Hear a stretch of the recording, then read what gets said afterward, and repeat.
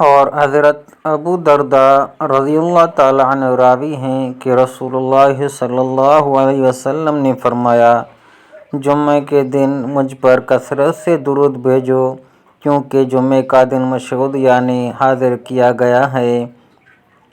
اس دن ملائکہ حاضر ہوتی ہیں، اور جو آدمی بھی مجھ پر درود بھیجتا ہے اس کا درود میرے سامنے بذریعہ مکاشفہ یا بذریعہ ملائکہ پیش کیا جاتا رہتا ہے، یہاں تک کہ وہ اس سے فارغ ہوتا ہے۔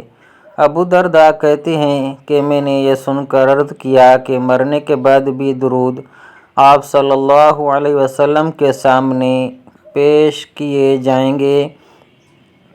آپ صلی اللہ علیہ وسلم نے فرمایا، اللہ تعالیٰ نے زمین پر انبیاء کے اجسام کا کھانا حرام کیا ہے، چنانچہ اللہ کے نبی اپنی اپنی قبر میں بالکل دنیا کی حقیقی زندگی کی طرح زندہ ہیں اور رزق دیے جاتے ہیں۔ سنن ابن ماجہ۔ حضرت ابی الجعد ضمیری راوی ہیں کہ رسول اللہ صلی اللہ علیہ وسلم نے فرمایا، جو آدمی مرض، سستی و کاہلی کی بنا پر 3 جمعے چھوڑ دے گا، اللہ تعالیٰ اس کے دل پر مہر لگا دے گا۔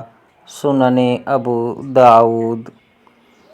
اور حضرت انس راوی ہیں کہ سرتاج دو عالم صلی اللہ علیہ وسلم نے فرمایا، جمعے کے دن کی اس ساعت کو کہ جس میں قبولیت دعا کی امید ہے، عصر کے بعد سے غروب آفتاب تک تلاش کرو۔ جامع ترمذی۔